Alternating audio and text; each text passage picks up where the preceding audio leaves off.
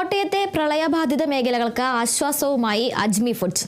അജ്മി group നടപ്പിലാക്കുന്ന 50 ലക്ഷം രൂപയുടെ ദുരിതാശ്വാസ പ്രവർത്തനങ്ങളുടെ ഉദ്ഘാടനം ജലവിഭവ ഭവന നിർമ്മാണ വകുപ്പ് മന്ത്രി മോൻസ് ജോസഫ് നിർവഹിച്ചു.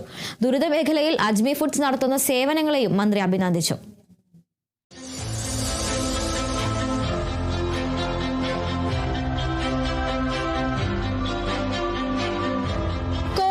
ഈരാറ്റുപേട്ട മേഖലയിലും സമീപ പ്രദേശങ്ങളിലും മഴക്കെടുതി മൂലം ദുരിതമനുഭവിക്കുന്നവർക്കായാണ് അജ്മിയുടെ സഹായമൊരുക്കുന്നത്.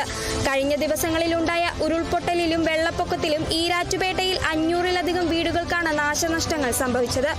വീടുകളും വീട്ടുപകരണങ്ങളും നഷ്ടപ്പെട്ട പ്രതിസന്ധിയിലായ കുടുംബങ്ങളെ നേരിട്ട് സഹായിക്കുക എന്ന ലക്ഷ്യത്തോടെയാണ് അജ്മി ഫുഡ്സ് ഈ ബൃഹത് പദ്ധതിക്ക് രൂപം നൽകിയത്. സഹായം അർഹരായവരിലേക്ക് കൃത്യമായി എത്തുന്നുണ്ടെന്ന് ഉറപ്പുവരുത്താൻ അജ്മി ഫുഡ്സ് പ്രത്യേക ടീമിനെ തന്നെ നിയോഗിച്ചിട്ടുണ്ട്. ദുരിതബാധിതർക്കൊപ്പം നിൽക്കുകയും അവരുടെ പുനരധിവാസത്തിന് ആവശ്യമായ പിന്തുണ നൽകുകയുമാണ് കമ്പനിയുടെ ലക്ഷ്യമെന്ന് അജ്മി ഫുഡ്സ് ചെയർമാൻ ഹാജി അബ്ദുൽ ഖാദർ ചടങ്ങിൽ വ്യക്തമാക്കി.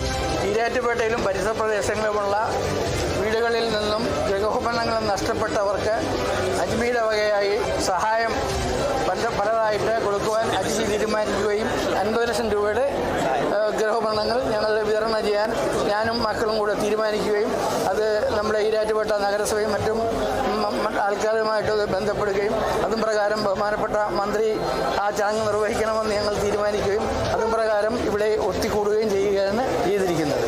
MLA, മുനിസിപ്പൽ ചെയർമാൻ, വാർഡ് കൗൺസിലർമാർ എന്നിവരുടെ സഹകരണത്തോടെ തയ്യാറാക്കുന്ന പട്ടിക പ്രകാരമാണ് അർഹരായ കുടുംബങ്ങൾക്ക് സഹായം എത്തിക്കുകയെന്നും അജ്മി ഗ്രൂപ്പ് വ്യക്തമാക്കി.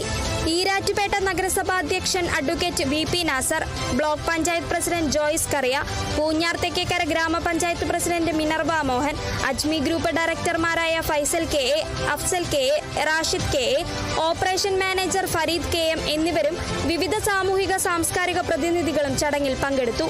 Kerala vision news, Kottayam.